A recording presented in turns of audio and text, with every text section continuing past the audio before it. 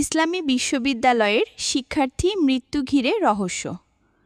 গত ১৭ জুলাই ইসলামী বিশ্ববিদ্যালয়ের শাহ আজিজুর রহমান হলের সামনের পুকুর থেকে বিশ্ববিদ্যালয়ের আল কুরআন অ্যান্ড ইসলামিক স্টাডিজ বিভাগের ২০২১-২২ শিক্ষাবর্ষের শিক্ষার্থী সাজিদ আবদুল্লাহ এর মরদেহ উদ্ধার করা হয়। এ ঘটনার প্রত্যক্ষদর্শী শিক্ষার্থীরা জানান, মরদেহের নাক, মুখে রক্ত, কবজি ও হাঁটুতে আঘাতের চিহ্ন ছিল। তাই শিক্ষার্থীদের দাবি এটি কোনোভাবেই স্বাভাবিক মৃত্যু নয়। এ ঘটনায় গত ১৯ জুলাই ঘটনার সুষ্ঠু তদন্তসহ ১৫ দফা দাবিতে আন্দোলনে নামে শিক্ষার্থীরা। শিক্ষার্থীদের দাবির মুখে হল ও বিশ্ববিদ্যালয় প্রশাসনের ২টি তদন্ত কমিটি গঠিত হয়।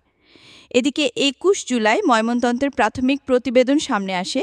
তাতে বলা হয়েছে, গত ১৬ জুলাই অর্থাৎ বুধবার দিবাগত রাত আনুমানিক ৩:৩০টার দিকে তার মৃত্যু হয়েছে। যা দেখে শিক্ষার্থীরা বলছেন, একজন শিক্ষার্থী কোনোভাবেই এত রাতে পুকুরে গোসল করতে নামবে না। এটা নিছক একটি হত্যাকাণ্ড। প্রতিবেদন প্রকাশের পরপরই আবারও আন্দোলনে নামে শিক্ষার্থীরা। সেদিন বিচার বিভাগীয় তদন্ত কমিটি গঠন, বিশ্ববিদ্যালয় কর্তৃপক্ষকে মামলা দায়ের এবং মামলার ভার পিবিআইকে দেওয়ার দাবি সহ বেশ কিছু দাবি উপস্থাপন করা হয়। পরবর্তীতে পরদিন সুষ্ঠু তদন্তসহ ৩ দফা দাবিতে মুখে কালো কাপড় বেঁধে মৌন অবস্থান, মৌন মিছিল করে শিক্ষার্থীরা। এদিকে এই ঘটনার সুষ্ঠু তদন্তের দাবিতে শনিবার ২৬শে জুলাই বিক্ষোভ মিছিল, অবস্থান কর্মসূচি পালন করেছে শিক্ষার্থীরা।